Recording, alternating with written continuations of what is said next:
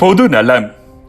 அன்பார்ந்தவர்களே, ஒரு நாள் ஒரு பணக்கார குடும்பத்தை சேர்ந்த பெண்மணி ஒருத்தி ஒரு துணி கடைக்கு போய் கடைக்காரரிடம், எனது மகனுக்கு திருமணம், ஆகவே எனது வீட்டில் வேலை செய்யும் ஒரு பணிப்பெண்ணிற்கு கொடுக்க மிக குறைந்த விலையில் ஒரு சேலை கொடுங்கள் என்று வாங்கி சென்றார்.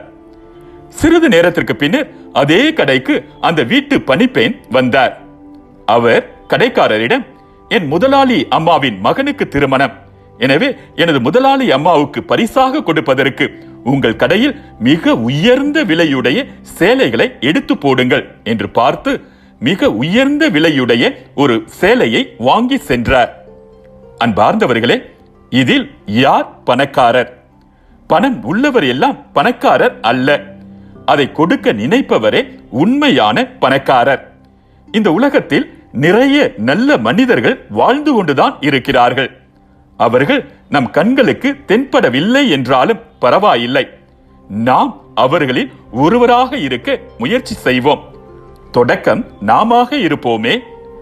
பொது நலம் என்பது புல்லாங்குழல் போன்றது, சுயநலம் என்பது கால்பந்து போன்றது. இவை இரண்டுமே காற்றால் இயங்குகின்றன. ஆனால் ஒன்று முத்தமிடப்படுகின்றது, மற்றொன்று உதைக்கப்படுகின்றது. தான் வாங்கிய காற்றை சுயமாக வைத்துக் கொள்வதால் கால்பந்து உதைப்படுகிறது. ஆனால் தான் வாங்கிய காற்றை இசையாக புல்லாங்குழல் தருவதால் அது முத்தமிடப்படுகின்றது. சுயநலம் உள்ள மனிதன் புறக்கணிக்கப்படுவான், பொது நலம் உள்ளவனோ போற்றப்படுவான்.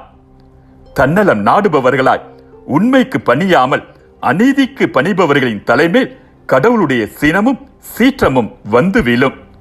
ரோமையருக்கு எழுதப்பட்ட திருமுகம் 2ஆம் அதிகாரம் 8வது இறைவசனம். மீண்டும் மற்றொரு சிந்தனையோடு உங்களை சந்திக்கும் வரை விடை பெறுகிறேன்.